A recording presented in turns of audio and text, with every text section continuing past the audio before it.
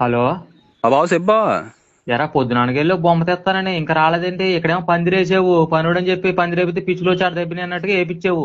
ఓ పక్కేమో మంగాయం వచ్చి నేను 100 రూపాయలు సందా ఇచ్చాను, బొమ్మ ఏంటి ఇంకా తీసుకురాలేదు మీరు, నువ్వు గొడవాడేస్తుంది. ఎక్కడ తెచ్చావు? అదే వినాయకుడు బొమ్మ తెద్దామని ఎద్దుల బండి వేసుకుని వచ్చాను బావా. ఎద్దుల బండి టాటర్ మీద తీసుకొస్తాను, డీజే పెట్టించుకొస్తాను చెప్పి 15,000 తీసుకెళ్ళావు కదరా, ఆయన ఎద్దుల బండి ఎక్కడ దొరికింది నీకు? అదే మన ప్రెసిడెంట్ సూర్యరావు గారు ఎద్దుల బండి ఉంది కదా, అది వేసుకుని వచ్చాను. ఏంటి ఎద్దులు అమ్మేశాడు కదా, ఖాళీ బండి ఎలా వేసుకెళ్ళావు?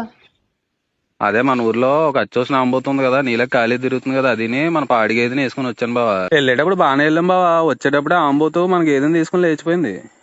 ఆంబోతు మనకి ఎత్తు లేచిపోయిందా? ఒరే నువ్వు మనిషివి అదొకటి అయిపోయింది తెలుసు కూడా. నీతో పాటు నేను కమిటీ పెద్దగా నుంచున్నాను చూడు, నా సొప్పు నేను కొట్టుకోవాలరా, నా సిగ్గులేదురా ఫస్ట్. ఒరే అయినా ఇంతగా 15,000 ఏం చేసావురా? ఏం లేదు బావా, సుజాత అంటే ఇప్పటి నుంచో పట్టీలు కొనిమ్మంటుంది, ఆంటీకి పట్టీలు కొనిచ్చేసాను. ఎప్పుడన్నా అలా ఆయన ఊరు వెళ్తే ఆ పట్టీలతో నాకు సైకిల్ చేస్తానంది.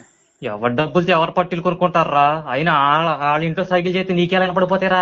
అయ్యి బ్లూటూత్ పట్టీలు బావా, అంటే అక్కడ ఆన్ చేస్తే చాలు ఇక్కడ కనెక్ట్ అయిపోద్ది నాకు. హ్మ్. అయితే మీరు మీరు బాగానే చేసుకుంటున్నారు, బాగానే ఉంటున్నారు. మధ్యలో నేనే పోరం పోకుని. నువ్వు సంవత్సరంలో 365 రోజులు నన్ను ఎదం చేస్తున్నా, నీ చేతిలో నేను ఎదవుతున్నాను చూడు. నా సిగ్గులేదురా ఫస్ట్, నా బతికే రంగు తూ, నా బతుకు సేడ. నీ బతుకు ఇప్పుడు కాదు బావా, నీ పుట్టుకతోనే సెడా. అయ్యి బాబు, ఈ కొంపలు కూల్చే మాటలకి కొంపలు కూల్చి తెలివితేటలకి తక్కువ లేదురా. నాకు వచ్చేస్తున్నారు బీపీ తెప్పి మాకు, నాకు బూతులు వచ్చేస్తున్నాయా? ఆరోగ్యం జాగ్రత్త బావా.